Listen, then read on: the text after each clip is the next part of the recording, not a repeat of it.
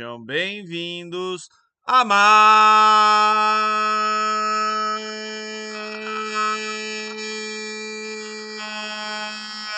uma correção, comentários, palpites, pitacos sobre como a geografia aparece nos vestibulares, né? Hoje, ó, como vocês já podem ver, eu vou falar da prova da FATEC, né? Pro ingresso aí no primeiro semestre do ano de 2025. É uma provinha mais curta, né, do que os vestibulares da USP, da Unesp, da Unicamp e do Enem, né? É, deixa eu ver se tem o nome da instituição, IDECAN, né, que acho que fez a prova. É uma prova, ela tem 5 questões de geografia, tem mais uma que aparece, né, no que eles chamam ali de atualidades, embora, né, a geografia ela vai permear, por exemplo, alguns textos, né, que aparecem aqui na prova de língua portuguesa. As questões são de português, né, mas tem esse texto aqui bem legal, né? Eu sempre leio as provas para aprender coisas que eu não sei, né, sobre como a Finlândia se tornou um país, né, líder aí em sustentabilidade, né? Finlândia que eu falo nas aulas de geografia sobre como, né, é o sistema educacional ali da Finlândia, né? Mas as questões elas são exclusivamente aí de língua portuguesa. Na matemática, né, dessa vez não apareceu nenhuma questão, né, ligada à geografia, escala, projeção, né, coisa que às vezes costuma aparecer. Deixa eu ver aqui. História, né? Ó, aparece, ó, dá uma pinceladinha aqui, ó, em Malthus, né? Mas não do jeito que a gente fala em geografia, né? Ele fala em teoria malthusiana da crise, né? Falando que superpopulação limitada à produtividade agrícola foram as únicas formas de mortalidade, né? Malthus, em geografia, a gente fala para falar que ele é o pai, né, das teorias demográficas, foi o primeiro cara que pensou, que sistematizou uma teoria demográfica e que ela explica, né, até um determinado momento lá no século XVIII, século XIX, a evolução da população humana no planeta ao relacionar, né, fome, produção de alimentos, melhor dizendo, com o crescimento da população. E aí a gente chega em geografia. As questões de geografia, elas são bem focadas aí em atualidades, né? Bem ligada aí com essa temática da atualidade. Deixa eu só ajeitar aqui. Então, 21, né? Governo da Argentina informou nessa sexta, dia 29, que enviou carta aos países integrantes do BRICS para manifestar que não considera oportuno participar do grupo de nações emergentes. BRICS é formado por Brasil, Rússia, Índia, China e África do Sul. O documento foi assinado pelo Javier Milei, presidente da Argentina, que assumiu a Casa Rosada dia 10 de dezembro. BRICS, a partir de janeiro desse ano, teve adesão de mais 5 membros, né? Que agora também tem poderes consultivos e de tomadas de decisão. Tais países já participaram da cúpula recentemente realizada na Rússia, com exceção da Argentina, que não quis participar do bloco. Como trata o texto acima, os novos 5 membros do BRICS são, né?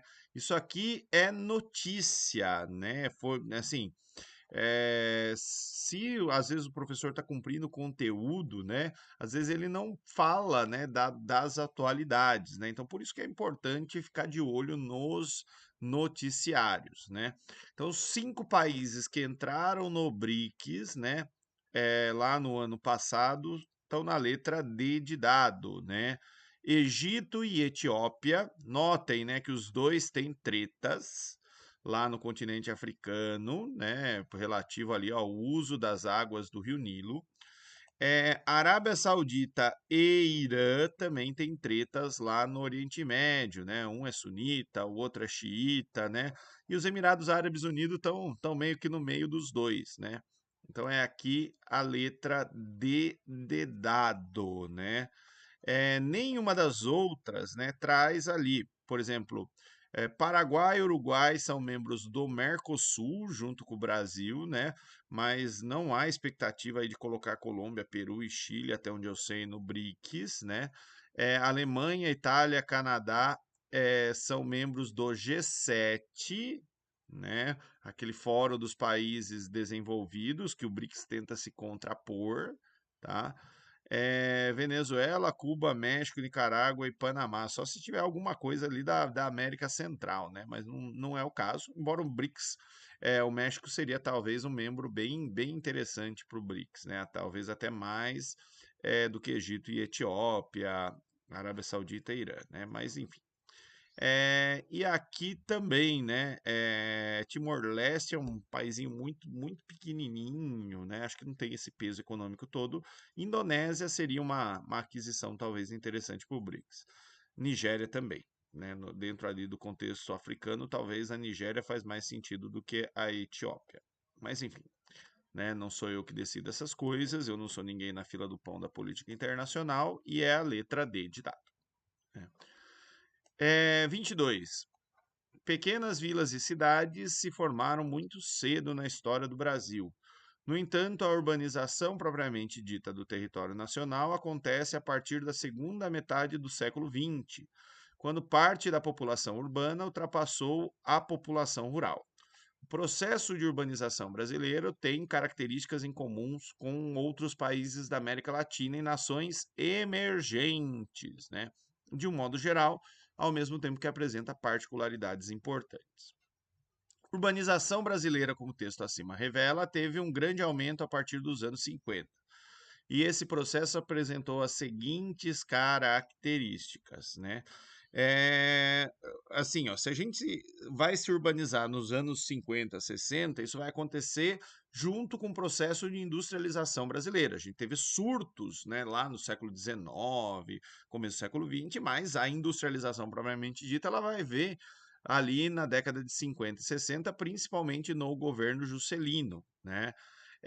Então, esse foi um processo, né? 50 anos em 5, a urbanização rápida, acelerada, com ausência de planejamento, concentrada e polarizada em alguns lugares do país, tá?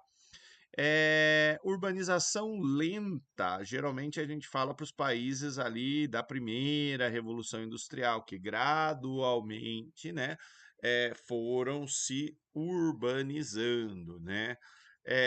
Por que não é a letra E? Urbanização rápida em alguns lugares, planejamento relativo, é, não teve nada de planejamento na urbanização, na industrialização até teve, mas na urbanização não. E teve polarização, né? Consolida São Paulo, né? Como um grande centro econômico, financeiro, polo, né? Do país. Tá organizada, nem se fala, né? Senão a gente não teria tantos problemas urbanos como tem aqui no Brasil, tá? Precoce significaria que ela aconteceu antes, talvez, né, de uma ligação com a indústria. Também não faz muito sentido aqui. Próxima, 23. Única empresa da América Latina, parceria da Convenção Quadro das Nações Unidas sobre Mudança do Clima, a Sabesp está participando da 29ª Convenção das Nações Unidas sobre Mudanças Climáticas, COP29, abordando soluções para o saneamento e resiliência hídrica. A presença da companhia visa fortalecer a agenda climática dos países em desenvolvimento e reafirmar seu compromisso com o futuro, com foco em universalizar o acesso à água potável e saneamento básico até 2029, beneficiando milhões de pessoas no estado de São Paulo. Realizada em Baku, no Azerbaijão, a COP foi até 22 de novembro. Texto fala de uma iniciativa da Sabesp, sigla da Companhia de Saneamento Básico de São Paulo, empresa que atua na captação, tratamento e distribuição de água e na coleta, tratamento e disposição final de esgotos em 366 municípios do estado mais rico do Brasil. O problema da falta de água potável é algo que vem assolando o mundo nos últimos anos, e muitos países vêm criando soluções para enfrentá-lo. Conferências como a COP servem para o que está na letra né? Vamos lá, conferência, né, interparts, alguma coisa assim, né?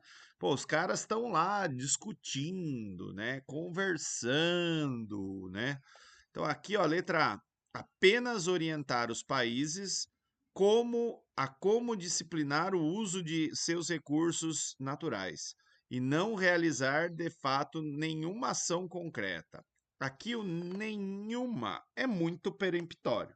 Agora, dá para se discutir se essas conferências realmente chegam a algum lugar, né? Já que às vezes quem é grande poluidor, quem é grande consumidor de recursos naturais, às vezes não participa, ou meio que caga ali para aquilo que essas conferências decidem, né? Letra B. Discutir os meios para a preservação ambiental, mas apenas de forma consultiva, sem definir regras claras, né? Na verdade, os caras tentam criar ali algumas regras, né? O problema é a questão do cumprimento dessas regras, né? Letra C, criar mecanismo para distribuição igualitária. Meu, isso aí é socialismo, né? Não vou nem entrar nessa discussão. Não, não vai rolar no mundo que a gente vive hoje. Letra D, impor regras bastante duras. Também, assim, para impor regra, você tem que ter capacidade de sanção. E não é bem assim que a coisa funciona no plano internacional. Então, meio que por eliminação, assim, talvez a que faça mais sentido é a letra E, mas vamos ler ela, né? Debater mudanças climáticas, encontrar soluções para problemas ambientais que afetam o planeta e negociar acordos, né, para a preservação das águas e como da natureza. É essa, né? O caminho ali é que os países, né, cheguem em acordos entre si e topem, né, já que eles assinaram esses acordos, cumpri-los de fato, né? Mas esse é um caminho bastante difícil. Então aqui letra E. 24. Já se passaram 1000 dias desde que os primeiros tanques russos cruzaram a fronteira da Ucrânia. No mesmo dia em que a guerra da agressão da Rússia superou essa marca, os ucranianos lançaram pela primeira vez mísseis de longa distância contra o Putin, né, país do Putin. Esse tipo de armamento estava proibido de ser empregado pela Casa Branca, que somente agora liberou o uso para ataques a alvos em solo russo. A invasão da Ucrânia pela Rússia, que se iniciou no dia 24 e recentemente completou 1000 dias, foi resultado de diferentes tensões que começaram ali com a separação da Ucrânia da Rússia em 91 com o fim da União Soviética. E desde 2014, ambos os países estão em conflito por uma região no leste da Ucrânia, de população de maioria étnica russa, e uma região peninsular no Mar Negro, que inclusive já foi anexada ao território russo. Tais regiões têm respectivamente o nome. A península no Mar Negro é a mais fácil de saber o nome, né? Porque ela aparece bastante nos noticiários, aparece nas aulas de história, porque teve uma conferência da Segunda Guerra Mundial nessa península que é a Crimeia. Deixa eu só fechar aqui. Então, aqui, ó. Península da Crimeia, desde 2014, né, território russo. O outro pedaço aqui que eles estão brigando é essa região aqui. Tem um rio importante, esse é o rio Dnipro, e aqui, ó, tem o rio Don. Não sei se dá para ver ele aqui. Rio Don.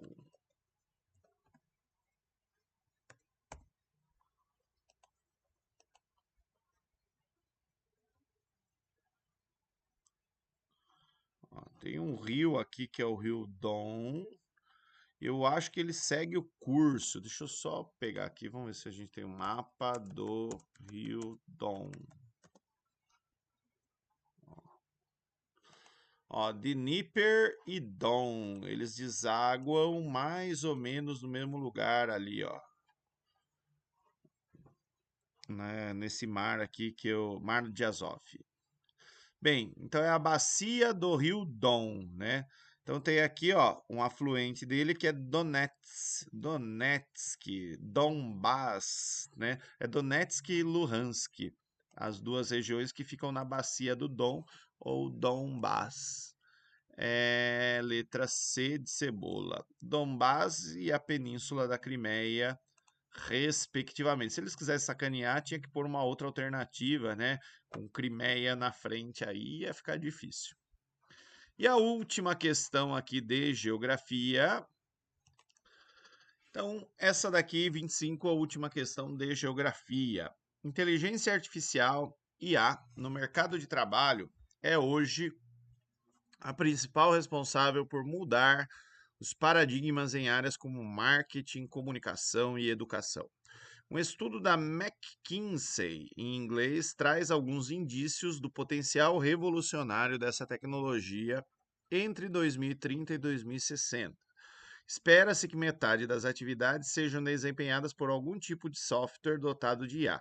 Portanto, a inteligência artificial no mercado de trabalho tende a ganhar mais e mais espaço. E, nesse cenário, os seres humanos terão que se reinventar. Significa que os empregos provavelmente acabarão e haverá uma crise sem precedentes. Provavelmente não, mas como todo processo evolutivo, haverá um preço a ser pago, enquanto algumas atividades tendem a minguar, outras deverão emergir. Segundo o texto, né? Então, basicamente, procurar o que o texto está falando. Eu achei difícil essa questão. Letra A. Vai complementar o trabalhador e facilitará sua atividade laboral, pois as tarefas a serem exercidas pelos trabalhadores deverão ser melhor realizadas. Essa me parece que está ligada aqui com o texto. Letra B. Será um meio de fazer nos próximos anos com que o trabalhador seja substituído completamente. Esse completamente não é o que o texto fala, né? É aqui, ó. Significa que os empregos acabarão? Provavelmente não, não é isso. Não será um meio capaz de substituir ou suplementar ou complementar o trabalhador, né? E não vai interferir também, não é isso que o texto fala, né? Tende a ganhar mais espaço, humanos terão que se reinventar. Deverá ser um meio fundamental e complementar do trabalho humano, mas provavelmente no próximo século, pois a tecnologia está longe de ser evoluída. Não, né? Ele está falando, ó, 2030, 2060, tá logo aí. Letra E, poderá, essa eu fiquei na dúvida. Poderá até ser um meio capaz de realizar uma interação profissional com o trabalhador, no sentido que o mesmo aumente sua produtividade de maneira exponencial. Mas ainda será uma tecnologia rudimentar. Rudimentar não tá aí, né, meu? Não dá. Então, assim, das que tem aqui, letra A. Agora eu quero que vocês notem uma coisa, né? Esse exercício aqui, ó, são 5 questões de geografia. 25, letra A. 24, letra C. 23, letra E. 24, letra B. Não, 22, desculpa, letra B. E 21, letra D de dado, né? Então, assim, tem uma. Então, 5 questões de geografia, uma de cada letra. Não sei se foi feito de propósito também, né? Ou se vai ser assim nas próximas edições. Por fim, né? Física, química, não tinha nada de geografia. Na prova de inglês, né? Tem alguns textos legais sobre a Matrix aqui, né? Século XX turbulento, mudanças climáticas, incêndios. E aí a gente chega aqui na multidisciplinar, né? Aqui ele está relacionando Vitor Hugo, né, nos Miseráveis, é mais história. Aqui é interessante, mas não é de geografia a questão, porque ele está perguntando de característica do vírus. E a que nos interessa é essa daqui, ó. Tem um texto falando sobre cidadania, sociedade, direito e legislação, explorando a especulação imobiliária e seus impactos nas cidades, né? Então tem aí um baita de um texto, ó. Mas assim, ó, especulação imobiliária e seus impactos na cidade. Simbiose é o negócio lá da ecologia, né? Evolucionismo tem a ver com a evolução das espécies lá. Homeostase, eu não lembro, acho que é da química, alguma coisa. Hirsuitismo, não tenho a menor ideia. Vamos ver o que que essas duas. Hirsuitismo. crescimento excessivo de pelos em mulheres, né? E aqui homeostase. Capacidade em um ambiente manter um interno constante, apesar fisiológicos, ó. Também não tem nada a ver aí com a gente. Então, assim, a única que tem a ver com urbanização é letra B, gentrificação, né? E o que que é gentrificação, né? Gentrificação é aquele processo, né, onde algumas pessoas vão comprando imóveis em determinados lugares, essas pessoas têm conexões políticas interessantes, a prefeitura faz melhoria nessas áreas, esses caras ganham muito dinheiro ali, né? Tanto dinheiro que, eventualmente, a população mais pobre que morava nessas áreas, que pagava aluguel, não consegue mais pagar o aluguel ou viver nessas regiões e acabam sendo expulsas, né? É basicamente, ó, tudo que o texto está falando. Tá? Eu nem vou perder tempo lendo o texto, ó, porque a única que tem a ver com geografia, com aquilo que a gente fala em urbanização, é a letra B de bola, né? Aqui era só para ver se o cara, se o aluno estava no universo correto, né? E por fim, aqui aparece também, né, uma questão ligada à história, né, que usa o texto dos Sertões, que também é um texto geográfico, mas a questão aqui é basicamente de história. E o tema da redação também é bem legal, né? Dificuldade de leitura, né? E os alunos tinham que fazer uma redação sobre estratégias para o incentivo da leitura no Brasil. Eu achei bem legal aí a temática. Mas enfim, provinha curta para alunos de ensino médio antenados, né? A geografia não estaria muito complicado. É isso, gente. Muito obrigado. Tchau, tchau.